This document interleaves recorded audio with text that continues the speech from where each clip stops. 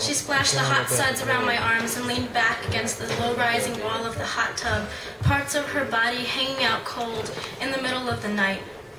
I wasn't sure whether to believe that some part of me had swelled into pink skin again, or whether pink was the color to arouse, or whether my chest was only ballooning under the pressure of anxious temperature, and it had begun to rise above the surface like an inflatable toy, or whether she was only too drunk to stop talking. She told them to look at me, so they looked.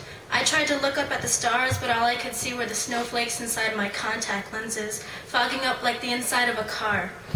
I was named Sweetheart, but I hadn't yet given that away. A heart squeezed into a balloon animal, a body squeezed into a fist to break open the back of the sky and push through into my mouth, imagining my body squeezed through a hole the size of my eye, coming out the other end something more beautiful than I could ever imagine.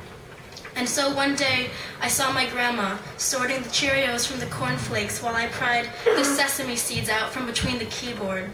And I think of this name Sweetheart while I watch my grandparents sit at the kitchen table, separating each pill into each day of the week, plucking and fingering them more delicately than I do the strands of my own hair from a knot. Then my fingertips under the pull of his and the puckering of my grandma's cheeks in suspense. While she waits for water to boil, I only see the prisms of light that create her face when she smiles. It's her architecture that I love, but her infrastructure I don't see because I don't own it yet. I feel the pulse under my eyelids. I feel my body like a rainstorm in the middle of a drought. I feel my body like eggs cracking and hips shifting and lips smacking up and down and saliva that has runneth over in excitement.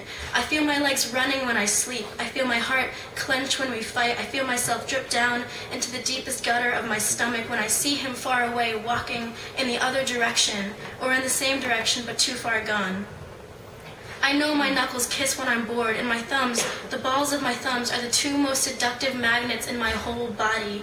And I know this about my rainstorm because it's got a core inside that tastes like sweat but smells like salt water. I feel the water in myself. I feel my age, but I don't accept it. When she said I looked like a newborn, I believed it, but I don't know if I believe now that it was only me swelling under the lantern of August's heat, or if it wasn't my grandma, too, and the age she hands me in a saran-wrap square and says, "Julie, this will come as it begins to make sense."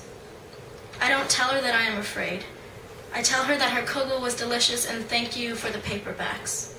I push open the door with my palm and ride the elevator until the weight of my heart stops altogether and begins to pulse like a vibrator, squeaking and belching until her hand comes at it, not at me, and knocks everything all at once onto the ground. She said I looked like a newborn, but these things rise over time. I knew how these things were named, but only when I stood up and let the water run down into its hole. Thank you.